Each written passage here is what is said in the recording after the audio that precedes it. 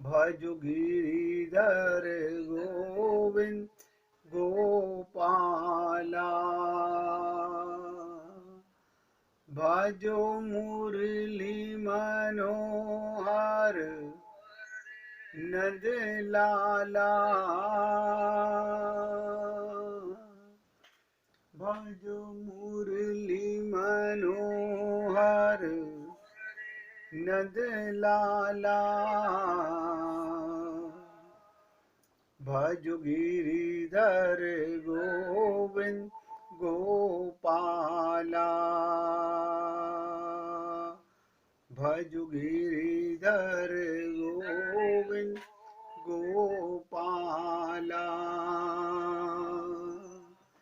भजो मुरली मनोहर नंद लाला।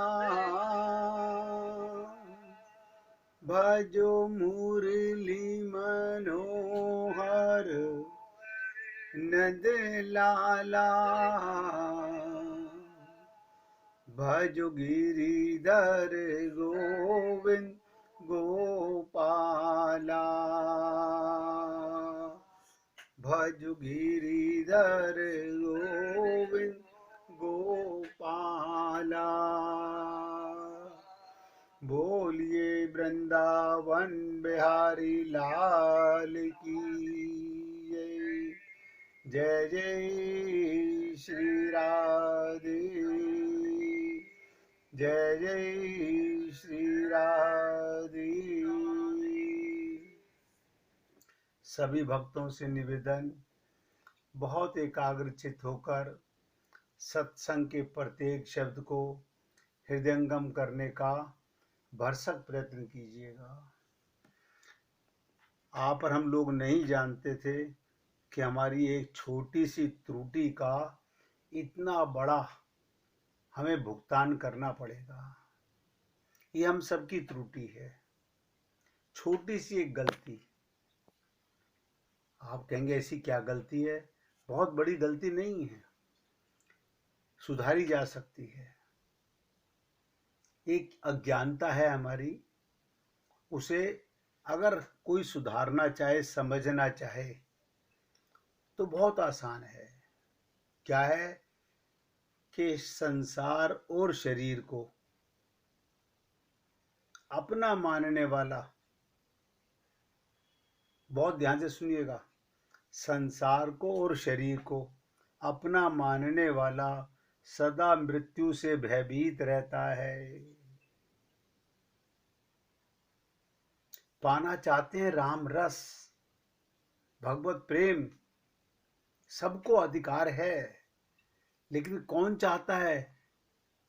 किसी से पूछ के देखो, कौन चाहता है भगवान को पाना? कहते हैं मैं पाना चाहता हूं। मैं माने कौन? हम अपना नाम बताते हैं, अपने बॉडी को कहते हैं मैं। ये एक ऐसी त्रुटि है हम लोगों की, ये समझ ही नहीं पा रहे कि शरीर मरेगा, संसार मरेगा, लेकिन आत्मा होते हुए भी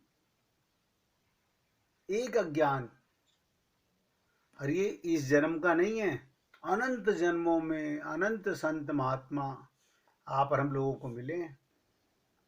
कोई ये पहला जन्म नहीं है कि पहली बार हम सत्संग सुन रहे हैं।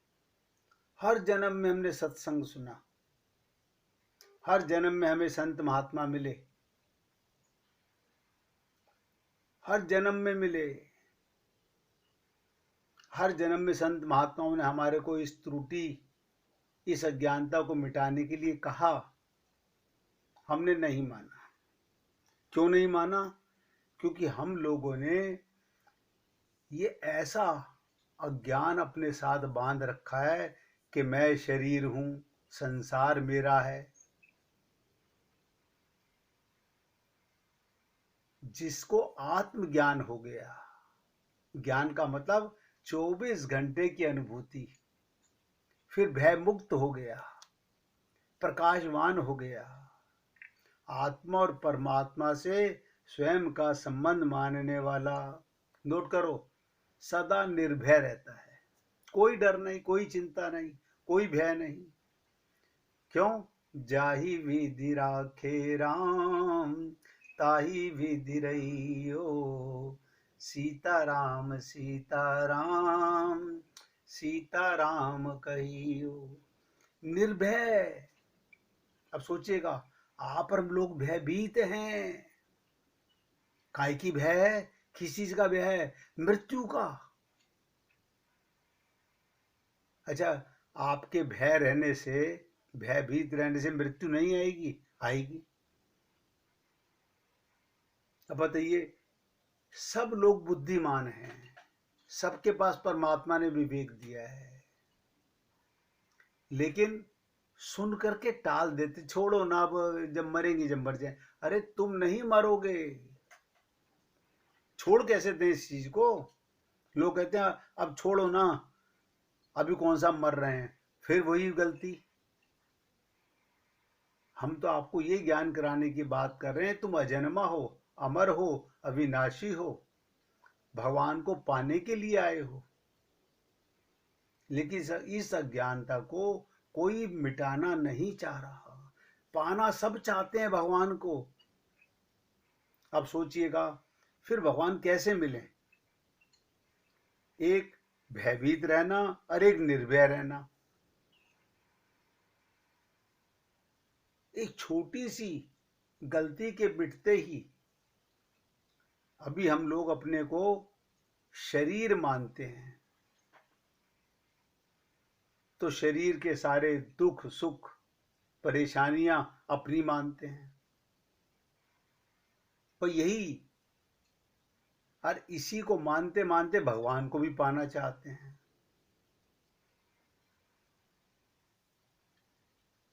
हम सत्संग सुनते हैं, संग करते नहीं। बहुत बार निवेदन किया गया, क्यों? संगत का तो एक अपना फर्क होता है। कहते ना, सत्संग माने संगत। आप सोचिएगा, पानी की एक बूंद गर्म तवे पर पड़ती है तो मिट जाती है। पानी की एक बूंद गर्म तवे पर गिरती है तो मिट जाती है। और कमल के पत्ते पर गिरती है तो मोती की तरह लगने लगती है। कमल के पत्ते पर पानी की बूंद गिरती है तो मोती की तरह लगने लगती है, और सीप में आती है तो खुद मोती ही बन जाती है। आप कहेंगे पानी तो एक ही है, तो पानी की बूंद तो वही है, फर्क केवल संगत का है। आप और हम लोगों को बहुत संत महात्मा मिले, बहुतों ने हमारे को समझाने का प्रयत्न किया, हमने समझने का भी प्रयत्न किया, लेकिन हमने ये देखा मेरे मतलब की क्या बात है। बताइए, यानी संत महात्मा कोई भी बात हमें बता रहे हैं तो वो आपके मतलब की नहीं है। हमने अपनी पसंद की बात तो मान ली।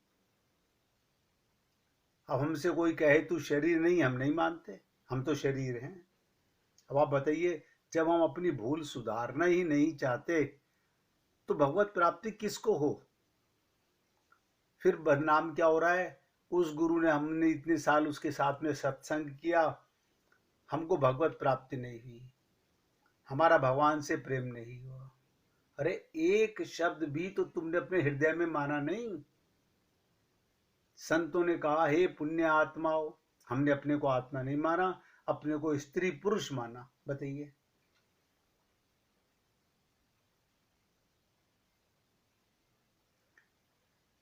अब फिर बोल रहा हूं, बहुत ध्यान से सुनिएगा। ये शरीर, ये शरीर कृष्ण कृपा से मिला है, भगवान की कृपा से मिला है। नर तनु गुरु संग गोविंद राधे, ये दो चीजें भगवान की कृपा से मिलती हैं। और बाकी की 84 लाख योनियां, वो भी नोट कर लो हाथ की आती, वो आपके कर्मों से मिलती हैं। ये शरीर कृपा से मिलता है, बाकी के सब शरीर क्योंकि वो भोग योनियां हैं, आपके कर्मों से मिलती हैं। केवल कृष्ण की प्राप्ति के लिए ही मिला है, भगवान की कृपा से मिला है, भगवान को पाने के लिए मिला है। अब ये दो बातें गांठ मार लीजिए। शरीर में आप हो, शरीर हम सबको मिला हुआ है, इसके अंदर तो किसी को समझने की आवश्यकता नहीं है। अच्छा है शरीर, बुरा है शरीर, बूढ़ा है शरीर, जवान है शरीर, वो इतना ही तो फर्क है। धनवान है शरीर या गरीब है शरीर, उसका आपसे कोई लेन देन नहीं है। भगवान ने अपनी प्राप्ति का सबको मौका दिया है। हम अक्सर ये बोल देते हैं कि भगवान की कृपा, गुरु की कृपा। अब बताइए इससे ज्यादा क्या कृपा हो। हम अज्ञानी थे, हमें ज्ञान हो गया कि मैं आत्मा हूं, लेकिन इसे मानते नहीं। छोटे से बच्चे से पूछो, उसकी माँ के बारे में कौन है, वो कहेगा मेरी माँ है। अब आप उसे कितने कहो नहीं तेरी माँ नहीं है, वो कहेगा नहीं मेरी माँ है। क्यों? वो अबोध बालक है। कितने भी बच्चे बोले नहीं नहीं ये तो मेरी माँ है, ये तो मेरी माँ है, वो कहेगा नहीं मेरी माँ है। हमें भगवान के संबंध के विषय में ये कंजूसी क्यों? मैंने आप लोगों से निवेदन किया, भगवान की कृपा से ये शरीर मिला और उनकी प्राप्ति के लिए मिला। हम क्या प्राप्त कर रहे हैं? संसार का सामान। कभी नहीं सोच रहे यही सब छोड़ के जाने वाले हैं, हम सब लोग सब जाने वाले हैं।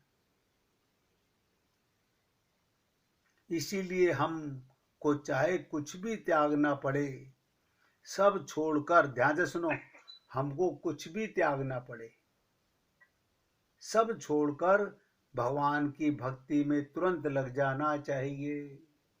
कल हम आपसे प्रेम की चर्चा कर रहे थे, भगवान की भक्ति की बातें कर रहे थे, उसमें कोई नहीं लग रहा है, चाहते हैं सब लेकिन लग नहीं रहे। शरीर के संबंध, शरीर की जिम्मेदारियां, आपके ऊपर एक जिम्मेदारी है सेवा की। ध्यान से सुनिएगा, सबसे बड़ी चीज है सेवा करना। सेवा से मुंह मत मोड़िए और भगवान से अपना संबंध मत मोड़िए। बस ता जीवन सेवा करनी है, आखिरी सांस तक। जैसे छोटा बालक कहता है माँ मेरी है, उससे कोई पूछे माँ तेरी क्यों है, अब सोचिएगा माँ तेरी क्यों है, इसका उत्तर उसके पास नहीं है। उसके मन में शंका ही पैदा नहीं होती कि माँ मेरी क्यों है। और आप हम लोग भगवान के विषय में बताइए फिर गुरु क्या करे? ये भगवान के सेवक ही तो आते हैं हम लोगों की सेवा करने के लिए। पहले अपने गुरु से पाते हैं फिर बांटते हैं। बच्चा नहीं जानता कि माँ मेरी क्यों है, बस इतना जानता है माँ मेरी है। बस इसमें उसको कोई संदेह नहीं होता। देखो कमाल की बात, छोटी सी बात बता रहा हूं, कोई संदेह नहीं होता। इसी तरह हम भी संदेह मत करें और ये बात दृढ़ता से मान लें कि भगवान ही मेरे हैं। अब मुझे बताइए मैं कौन से आपको वेद मंत्र सुना रहा हूँ, मैं कौन सी गीता का मंत्र सुना रहा हूँ, कौन सी भागवत का मंत्र सुना रहा हूँ कि जिसे याद करना कठिन हो रहा है। संदेह मत करो, ये बात दृढ़ता से मान लो कि भगवान मेरे हैं, भगवान के सिवाय और कोई मेरा नहीं है, क्योंकि वो सब छूटने वाला है। जहां आप रगड़ पट्टी में संसार में फंसे हो, सब वक्त के साथी हैं। कोई आज गया, कोई कल गया, सब जाने को तैयार खड़े हुए हैं। जिनके प्रति आप और हम लोग आसक्त रहते हैं, ध्यान से सुनिएगा, बोलना पड़ता है, मैं क्या करूं, नहीं बोलूं तो हमारी खोपड़ी में बातें आती नहीं। जिनके प्रति हम बहुत आसक्त रहते हैं, माँ बाप, पति पत्नी, बच्चे, धन, जमीन, मकान, रिश्ते नाते आदि, सब छूट जाएंगे, सब छूट जाएंगे। उनकी याद तक नहीं रहेगी। अगर रहती हो तो पिछले जन्म के माँ बाप की सोच लो, याद कर लो। इसी प्रकार सोचो, जो हमें छोड़ के गए हैं, कोई हमें याद नहीं करता होगा। हम तो उन्हें याद करते हैं क्योंकि हम मूर्ख हैं। वो आए थे परमात्मा के रूप में, जो हैं वो हैं परमात्मा के रूप में। अगर याद रखने की रीत हो जाए तो बताएं, इस जन्म से पहले आप कहाँ थे? सोचिएगा, आपके माँ बाप, आपकी स्त्री पुत्र कौन थे, आपका घर कौन सा था। जैसे पहले जन्म की याद नहीं, ऐसे ही इस जन्म की भी याद नहीं रहेगी। अच्छा, और एक विशेष बात बता देता हूं, ना तो शरीर आत्मा से प्रेम करता है, ना आत्मा शरीर से प्रेम करती है। आत्मा नहीं रोती जाते हुए। ये सबके अनुभव की बात है, हमारा कोई नहीं, सब मिले हैं और बिछुड़ जाएंगे। इसे कहते हैं संयोग और वियोग। अब एक शब्द तो सब नोट कर लीजिएगा, जिससे तुम्हारा संयोग हुआ है उससे वियोग होगा।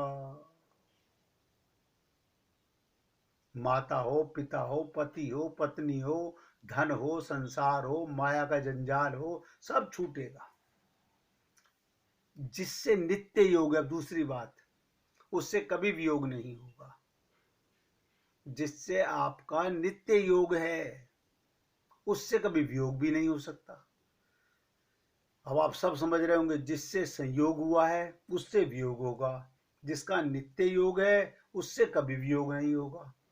तो मैं किसका हूं? जिससे मेरा नित्य योग है वो परमात्मा है। मिले हुए हैं।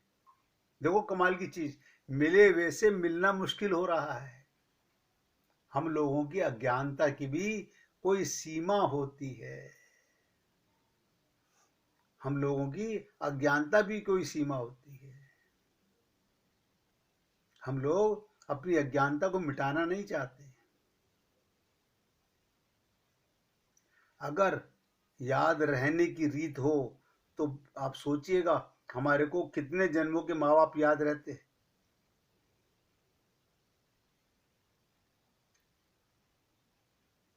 इसीलिए मैं आपसे निवेदन करता हूं, जिसकी याद तक नहीं रहेगी उसके लिए आप अकारण परेशान हो रहे हैं।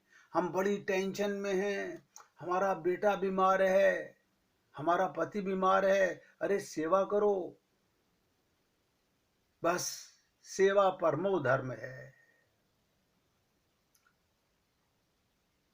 ये सबके अनुभव की बात है कि हमारा कोई नहीं है, सब मिले हैं और बिछुड़ जाएंगे, आज नहीं तो कल। इसलिए मेरे तो गिरधर गोपाल, दूसरो ना कोई, ऐसा मानकर मस्त हो जाओ। आनंद मध्य सिंधु अविनाशा। आप सागर की बूंद हो, सागर से अलग हो गए हो, सागर से मिलने को बेचैन हो, लेकिन एक अज्ञानता के कारण जड़ वस्तुओं के साथ अपना संबंध मान लिया है। दुनिया सब की सब चली जाए, ध्यान से सुनो, दुनिया सब की सब चली जाए तो परवाह नहीं, पर हम केवल भगवान के हैं और केवल भगवान हमारे हैं। केवल एकमात्र यही सच, बाकी सब झूठ। सब नोट करें, केवल एक यही सत्य है, बाकी सब झूठ है। इसके सिवाय और किसी बात की ओर देखो ही मत, विचारो ही मत। अब आप कहेंगे जो नजर आ रहा है, सपने में सबको रात को नजर आता है न जाने क्या क्या। सुबह उठ के आप कहते हो ये सब झूठा है क्योंकि सपना खत्म हो गया। ऐसे आंख बंद होगी, ये जो सपना लंबा चल रहा है 10 20 50 100 साल का, ये भी खत्म हो जाएगा। लेकिन उस सपने से मरने के बाद जागे तो फिर क्या जागे, फिर जागृति नहीं है। जागृति का मतलब है सपने में जागना। ये बात बहुत गहरी बात बता रहा हूं। जो व्यक्ति सपना देखते देखते जाग जाए, और मान ले ये झूठा है, जनक जी के माध्यम से आपको बहुत गहरी बात समझाने का प्रयत्न किया था अष्टावक्र जी ने कि हे राजन, रात का सपना भी झूठा है और दिन का सपना भी झूठा है। एक एक शब्द पे ध्यान देना। रात का सपना तो हम मान लेते हैं झूठा है, लेकिन दिन के सपने को अपना मानते हैं, दुख भोग रहे हैं। और ये उनकी बात बता रहा हूं जो बड़े बड़े अवार्ड जीते हुए हैं पढ़ाई के अंदर, बड़ी बड़ी डिग्रियां हासिल की हुई हैं, बुद्धिजीवी हैं, देश चलाने का वादा करते हैं, हमने ये किया हमने ये किया, वो सब इसीलिए कहा गया स्वप्न से संसार पर क्यों व्यर्थ मोहित हो रहे हो। दुनिया सबकी सब चली जाए तो परवाह नहीं, पर हम केवल भगवान के और भगवान हमारे हैं। केवल एकमात्र यही सच है और बाकी सब झूठ है। इसके सिवाय और किसी बात की ओर देखो मत, विचारो मत। रोज निवेदन करता हूं आप पुण्य आत्माओं से, आज से भगवान के होकर रहो। आज से देखो ध्यान से, संसार में सबकी सेवा करो, किसी की शादी है उसकी खुशी में शरीक हो, किसी के यहाँ कोई चला गया है उसके गम में शरीक हो, लेकिन एक्टिंग के लिए, केवल व्यवहार के लिए। आज से, अभी से, जिसने अभी कसम खाई मैं भगवान का हूं, वो तो निभाएगा। और जो कहेगा आप थोड़े सोच लेंगे हम कल या परसों में, वो कभी नहीं सोच पाएगा। जिसने अपना दीपक जलाना है वो जला लेगा, और जो कहेगा नहीं अभी थोड़ी सी जिम्मेदारियां हैं, ये सब सपने की जिम्मेदारियां हैं। बहुत से लोग कहते हैं अभी हमारे बच्चों की शादियां नहीं हुई हैं। जब बच्चों की शादियां हो जाएंगी तो बच्चों के बच्चे हो जाएंगे, उनकी शादियां नहीं होंगी। आप सारे संसार की शादी करने का ठेका लेकर के नहीं आए हैं। आपसे भगवान ने करानी होगी, आपको माध्यम बनाना को तो जरूर कराएगा। इसलिए आज से भगवान के होकर रहो। कोई क्या कर रहा है कृष्ण जाने, हमें मतलब नहीं। भगवान की बातें भगवान जाने, हमें क्या लेना। सब संसार नाराज हो जाए, ध्यान से सुनो, सारा संसार नाराज हो जाए तो परवाह नहीं। क्या नहीं? परवाह नहीं। कृष्ण तो मेरे हैं, इस बात को पकड़ के रखो, जकड़ के रखो, और इस बात का अहंकार करो कि भगवान मेरे हैं, मैं भगवान का और भगवान मेरे हैं। इससे बड़ा ना तो कोई ज्ञान है और ना कोई ज्ञान हो सकता है।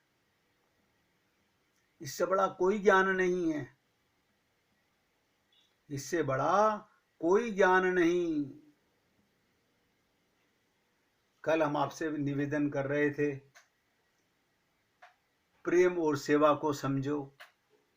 उसी चीज को आगे बढ़ाते हुए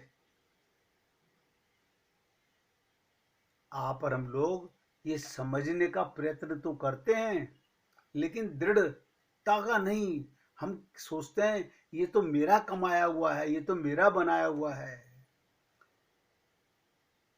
सबको पता है यहाँ की हर वस्तु भगवान की थी, भगवान की है, भगवान की रहेगी। आज तुम इस्तेमाल कर रहे हो, कल कोई और इस्तेमाल करेगा, साथ कोई लेके नहीं जाएगा। इसलिए 1 मिनट कीर्तन कीजिए, फिर आगे चलते हैं।